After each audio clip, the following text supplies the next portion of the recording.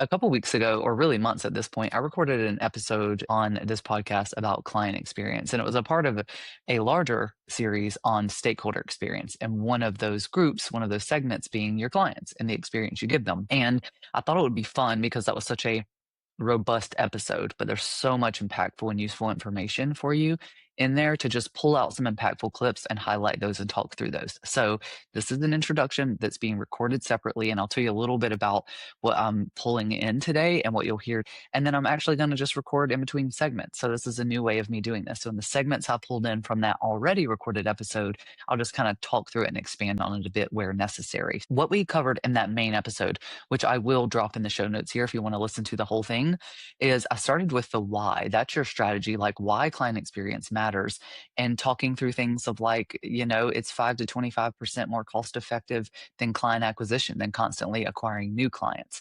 And so it's basically proving to listeners, to people who have businesses, the power that focusing on client experience can have across the business. So then when you're like, oh, this totally makes sense, I'm under leveraging this area, then I come behind and I tell you how, because I'm not just going to leave you hanging, right?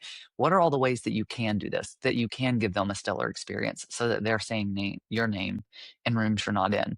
And then I pad in a little bit of systems on top of that, because yes, all this how sounds great, but like you probably have limited resources, time, money, and energy, right?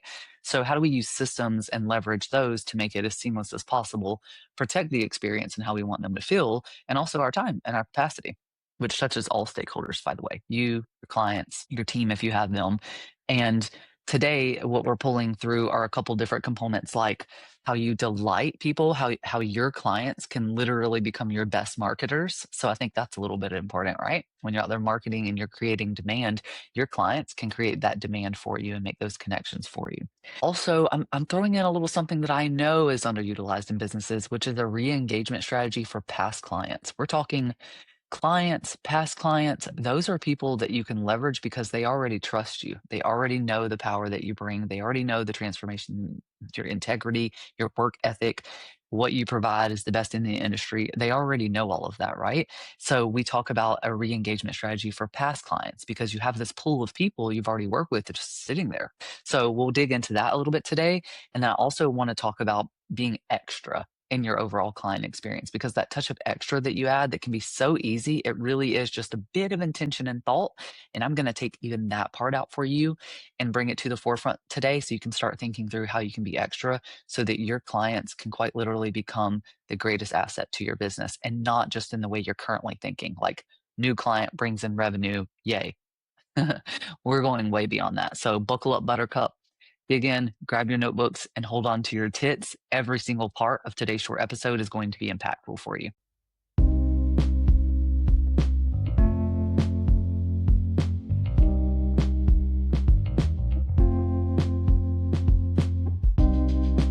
Dazzle your clients, they stick around and they keep paying you. That's called client retention.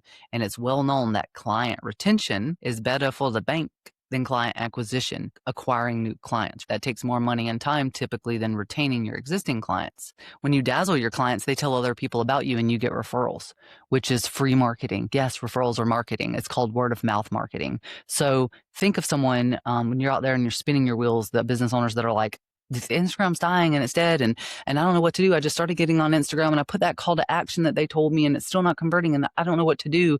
And all of the time it takes. People that are like, I'm tired, social media is wearing me out. I'm not here to debate whether social media needs to be a part of your marketing strategy, but I'm here to tell you that the time and money that you spend marketing, which is helping with your client acquisition, it's helping generate those leads that you convert into those clients, getting the message into the world of what you do. If you're a really good marketer, then it is creating that interest in what you sell and then pulling people and eyes into your world, right? Time spinning your wheels gets a lot easier over there whenever you have a stellar client experience and your clients send other people to you. And now your marketing suddenly got a heck of a lot easier and a whole lot more free and cost friendly because you didn't have to do anything for that except for take care of your clients so well that they told other people about you. When you delight the fuck out of your clients, they want to buy whatever else it is that you sell a lot easier than anyone else does because you've already established their trust. They are the social proof. We've heard all the time and for years now.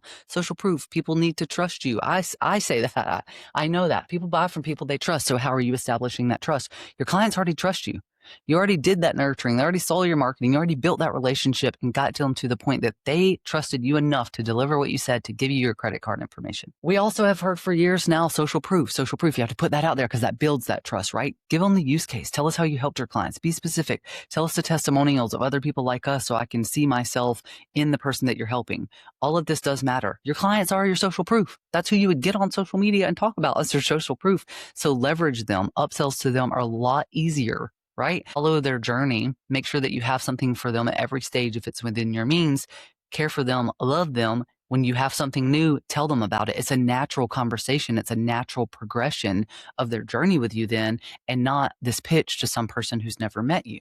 And upsells means, yeah, you guessed it, a lower cost on your marketing efforts because you got new clients, you got new money via that upsell by just doing what you were already doing really freaking well, delighting the heck out of your people. So there's your why. Client retention, a lot easier and better for you and more cost effective than client acquisition. Delighting the heck out of your clients means referrals. Referrals are free marketing. So again, better for the bottom line. Money coming in, a lot less money going out. And your current clients are more likely to buy from you than someone who's never worked with you. So you're leveraging that through upsells. There's a strategic ripple effect throughout all your business here just by leveraging what you're doing. Let's talk about past clients. So few business owners even give past clients the time of day. It's like paid, boom, move on, paid, deliver, move on. Have you ever considered a re-engagement strategy? Remember that people who have already paid you, if you've delivered a good experience to them, are more likely to buy from you that people had never had because they already have that trust and they already have that social proof. We've established this. So when you have a new offer, when you have an updated offer, when you have anything, when you have a way that you can meet a client that you've worked with in the past, implement a re-engagement strategy, touch base with them, see how it's going. I don't care if this is a phone call, a DM, a drip nurture campaign. I care that you stay in contact with your past clients because they are some of the easiest people to sell to. So it's smart for business and it can keep you top of mind. If you've given them a good relationship, they can continue to refer people to you. Tell them when there's new offers and also consider if it makes sense for your business having that nurture and that drip campaign. When they paid you and you delivered it, that shouldn't stop your relationship. I do a decision intensive with clients, a 90-minute, there's prep work and then our 90 minutes live and then there's post work. So we have our 90 minutes. And then after that, I deliver their strategic priorities, their actions under that, because we're taking all the things they're trying to do and we're making a quick decision on what's going to be done, what makes it, any kind of gaps we see. And I then, after the call, put in that priority, add the action plans to make it like bearable and manageable for them and clear. And then I deliver that with a Loom video. That's not when our relationship should stop. I just delivered what they paid for, yes, but what else can they pay me for? How can I continue to provide value? That's a drip campaign over time. Oh, you had the decision intensive. Here's a blog article that made me think about you I read the other day, or one that I crafted myself. Oh, here's this new thing I created and it totally makes sense for what you were talking about, a couple months ago. You have that drip and you're staying top of mind for those people. And again, when you're staying top of mind, they know how to easily buy from you again, and they also know how to refer people to you. On referrals for your past clients, consider an affiliate or referral program. One of my best referrers has only paid me one time. She paid me one time, $379, nearly 2 years ago, and she still refers people to me to this day. So she needs a referral code. She needs an affiliate program. She carries me and my reputation in rooms that I'm not in. That I don't even have to offer that to her. That's the kind of business I want you to build. But because I care, because she is taking the time out of her day to say my name in rooms, it's worth me considering if that will help her do it even more or give her a little something for doing that, which is great for our women supporting women ecosystem here. Hopefully by now, you're really thinking of new ways that you can leverage what you're already doing well. You're already known for something, you're already building trust with people, you're already selling to them. How do we leverage that to upsell the people that are already balled in? How do we utilize that and leverage it to re-engage past clients and sell to people who might have new needs that we now have new ways to meet? Right. So hopefully your brain juices are flowing and you're getting excited about one or two things that you can add to your experience. I'm about to give you a couple more. We're about to talk about how you can truly be extra in your client experience because delivering what you sold is the baseline. It's the bare minimum. And I don't know about you, but I don't like to give or receive the bare minimum. So let's make it fun. Let's make you stand out. Let's make you truly memorable so that people become so obsessed with you that they're referring you and you're waking up to opportunities in your inbox. And we do that by being extra. A very Stephanie approach is be extra. I have an extra framework. It's the first framework I've ever created because I'm not your framework kind of person. I am like, this is business. This is how to run a business. Ta-da, that doesn't take a framework. These are age-old practices. We're just making them relevant today. That's the approach I take. But I like to be extra with my client experience. Oh, hey, me again. Blast from present day Stephanie before I put you back into the past and give you some really specific ideas on how you can take surprise and delight to the next level to just have people smile when they think about you and when they work with you. That's the goal. We have them smiling, we have them hooked, right?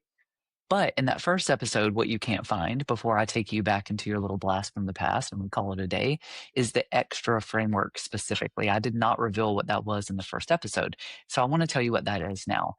Going through each letter, EXTRA. Starting with E, you're going to elevate every interaction. This is every message, every meeting, and every moment matters. The best leaders treat every touch point, whether it's a Slack message, a brand new conversation, or a client offboarding, like part of their reputation, because it is. And extra, it doesn't have to be louder or more or fancy gifts, even though onboarding gifts are one of my favorite ways to do this. One of my favorite extra surprise and delight moments. It doesn't have to be that. It just has to be intentional. So treating every part of your client experience, every interaction like it matters. Your offboarding matters as much as your onboarding. Your continued relationship and touch points after offboarding matter just as much as your onboarding. With X, we're going to express who you are. Okay, get off of me for a second. Okay, I know that starts with E. So if I put this in a framework in front of you, it's going to be a lowercase e and a capital X because like I can't put a xylophone here. But being extra matters, okay? So we're going to express who you are. And this is a part of your personal brand. And isn't this the most fun part of what we get to do? We get to actually express who we are and by infusing our values and our voice and our energy into our processes and our communication. This is from how you write emails to how your team celebrates wins to how your community celebrates wins, what matters to you, and infusing that so the people that you're attracting to you are bought into you because they have similar values.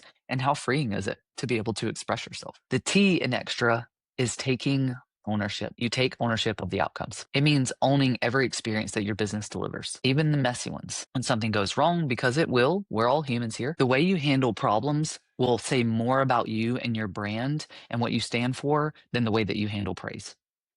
The R is reinforced with systems. I'm always going to bring systems into it because this is how you do what you want. This is how you make sure people feel the way that you want them to feel and they have the experience you want them to have as seamlessly as possible and without a lot from you, a lot of manual input from you. Because if we do that, we're going to bog you down. And we don't want to do that. We're scaling businesses over here. So reinforce with systems. Consistency builds credibility here. And so you're going to use systems to provide a consistent experience every time. No willy-nilly mess, right? And we can make it easy. I want this all to be easy. So this can look like templates, automations, checklists you follow each time, preferably checklists that then are automated, and boundaries, because boundaries are meant to protect values, right? Boundary is a tool, it's a mechanism to protect what you value and what your people value. So they serve both of you. And that's exactly how you make sure every interaction does feel intentional with every stakeholder, even when you're busy. Your systems are the scaffolding that make your excellence repeatable. And then for A, we're going to add delight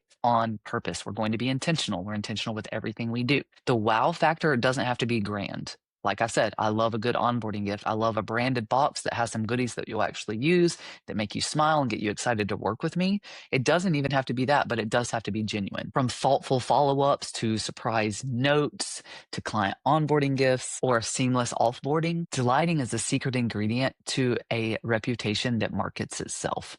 And now I'm going to pull back in some of the clips from that original client experience episode, which again will be linked in the show notes here if you want to listen to the entire thing.